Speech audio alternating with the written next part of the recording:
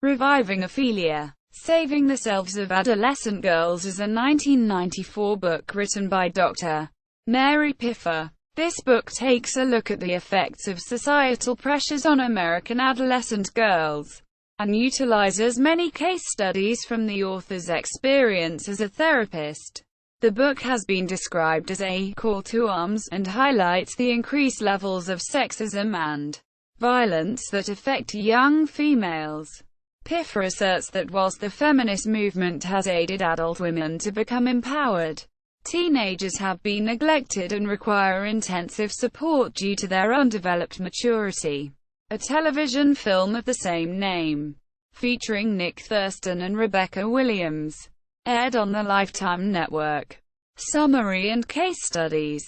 Reviving Ophelia is divided into sections according to theme, and the summary on this page is organized similarly. The numerals in parentheses following the girls' names represent the age of the individuals. Introduction. This section introduces Pipher's theory that a great, and often negative, change influences girls during adolescence. KN 15. The case study summarizes KN's transition from an athletic, confident child into a self-conscious adolescent who, at 15 years of age, contracted herpes. Charlotte, 15. The daughter of divorced parents. Charlotte is in a relationship with a 22-year-old boyfriend and has participated in underage drinking. Laurie, 12. From a family considered stable, Laurie is presented as a well-adjusted girl. In contrast to other case studies contained in the book, Families. This section analyzes the role of families in the development of adolescent girls. Francesca, 14. A Lakota girl adopted by Caucasian parents and searching for a cultural identity. Lucy, 15. In order to recover from leukemia, Lucy has deferred to her doctors' and parents' decisions. Following recovery, Lucy sought to rediscover her personal identity. Leah, 18. And Jody, 16. Two girls from a disciplinarian home, whom Pipher considers to be successful but lacking in individuality. Abby and Elizabeth, two sisters who have been raised in a more liberal household, but seem to struggle through adolescence. Abby graduated from high school with difficulty and Elizabeth was pregnant during her junior year of high school. Rosemary, 14. Raised in a liberal household that encouraged individuality, Rosemary became rebellious and self-conscious during adolescence. Women who rejected conformity during adolescence are the ones who end up finding a protected space in adulthood. Through it they could develop their uniqueness. 266. Mothers. This section focuses specifically on mother-daughter relationships during adolescence. Jessica, 15, and her mother, Brenda. Jessica's mother has been worried about her daughter's truancy. Pipher encourages Jessica to form goals and individualize herself. Sorrel, 16, and her mother, Faye. When Sorrel came out to her mother as a lesbian, Faye organizes an appointment with both Pipher and her daughter to check that Sorrel has been adjusting appropriately. Whitney, 16, and mother, Evelyn. Whitney initiated the request for therapy. The relationship between mother and daughter was strained, as Evelyn disapproved of Whitney being sexually active with her boyfriend. Whitney also feels that Evelyn resented her relationship with her father. Fathers. This section focuses on relationships between fathers and their adolescent daughters. Katie, 16, and her father, Pete. Kate was the main caretaker of her father, who was a single parent with muscular dystrophy. The pair were close. However, Peter feared that Katie was losing her adolescence taking care of her sick father. Holly, 14, and her father, Dale. Holly and Dale had a distant relationship. Dale was a single father and Holly was an adolescent obsessed with Prince.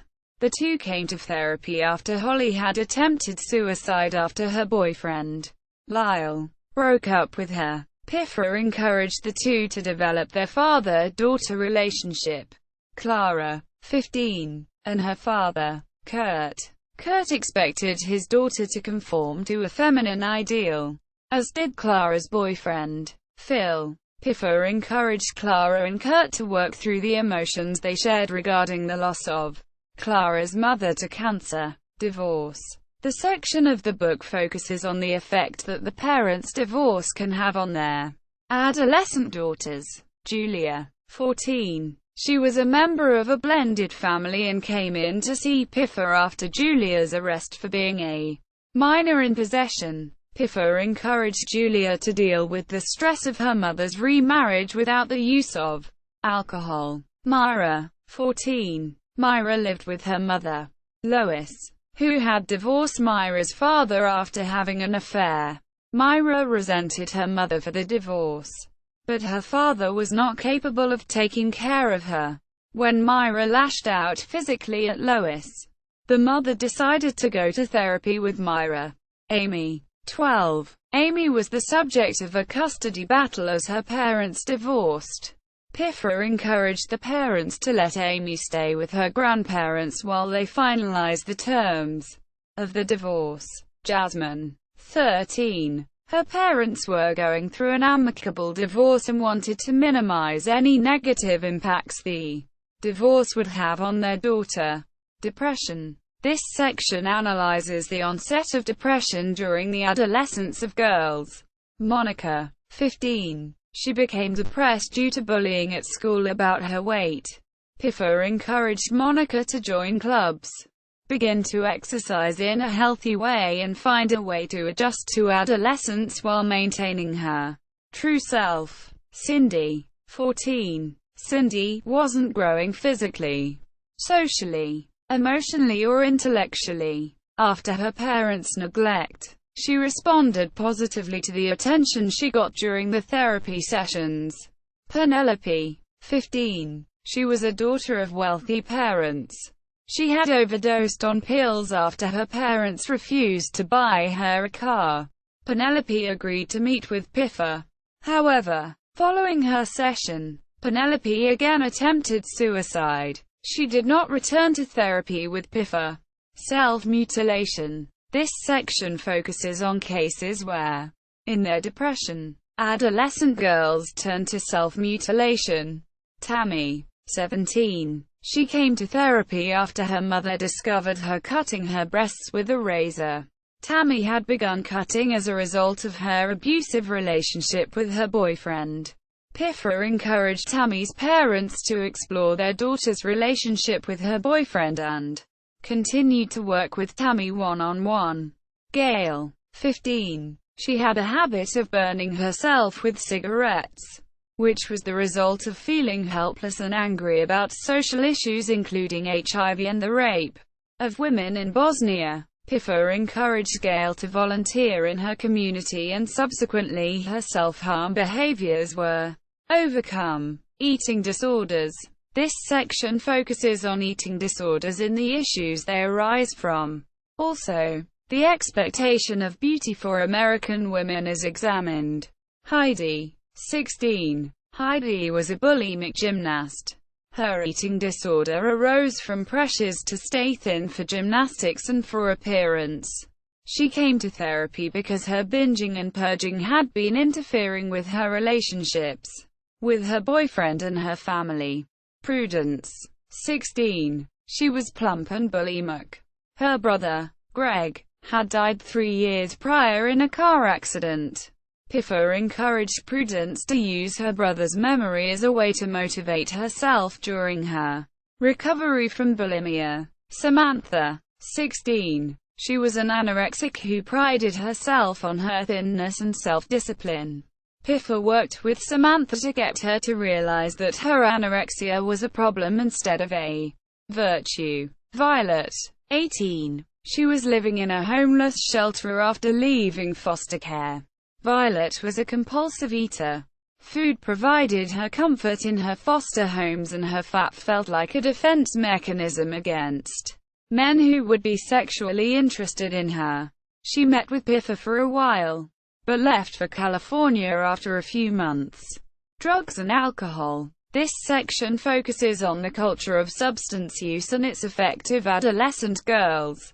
Tracy, 13. She was expelled from school for having alcohol in her backpack, and her parents had discovered cigarettes in her dresser. Pipher encouraged the parents to give Tracy more privacy and encouraged Tracy to channel her energy into non-chemical activities. Rita, 16. She came in after being arrested for drunk driving. She had grown up with an alcoholic father and wanted to avoid alcoholism herself. She was dating a 19-year-old alcoholic boy. Pipher encouraged Rita to look for and create healthy relationships. Casey, 18. Casey's parents brought her in to see Pipher after the discovery of diet pills substantiated her parents' suspicion that Casey was using drugs. Casey told Pipher that she had started drinking so that she could have sex with boys with the goal of winning their approval. Pipher encouraged Casey to take control of her sexuality. Kelly, 15. She came into therapy after her parents found marijuana in her bedroom. Kelly also admitted to Pipher that she had used LSD and hallucinogenic mushrooms. Pipher encouraged Kelly to explore non-chemical ways to alter her consciousness. Sex. This section focuses on the effect of sex and gender roles on the lives of adolescent girls. Christy, 14. She was the child of Catholic parents. She expressed frustration at the pressures that she felt to have sex. Lizzie, 17. She had been experiencing trouble at school because she had cheated on her boyfriend while at summer camp. Pipher helped Lizzie work through the situation emotionally, and gradually things improved for Lizzie at school. Angela, 16. Her family disowned her after she became pregnant. The baby's father, Todd, did not help her with the pregnancy nor the baby. Pipher helped Angela define what she wanted in a relationship. Sexual violence. This section focuses on the effect of sexual violence on the lives of adolescent girls and their families. Ellie, 15. 3 men had raped Ellie after following her out of a bowling alley. Pipher helped Ellie and her family cope emotionally with this event. Tara, 15. She was involved in an abusive relationship with her boyfriend. She had also been sexually abused by her step-grandfather as a young child. Pipher asked Tara to view her current abusive relationship in connection to the sexual abuse she suffered as a child. What I've learned from listening. This section summarizes Pipher's case studies and conclusions she has drawn from her professional experiences. Critical and public reception. Reviving Ophelia was first published in 1994 and was well received by the public, evidenced by a 3-year stretch on the New York Times bestseller list, including a period in the top rank. The book also received positive reviews. However, studies, such as the gender similarities hypothesis, challenged the assertion that the self-esteem of girls is more significantly reduced at the beginning of adolescence than for boys. Related works. The Lifetime movie Reviving Ophelia is based on the book. Reviving Ophelia has influenced other works, including Surviving Ophelia by Cheryl De La Sega, Ophelia's Mom by Nina Chandler, and Ophelia Speaks. Adolescent girls write about their search for self. References.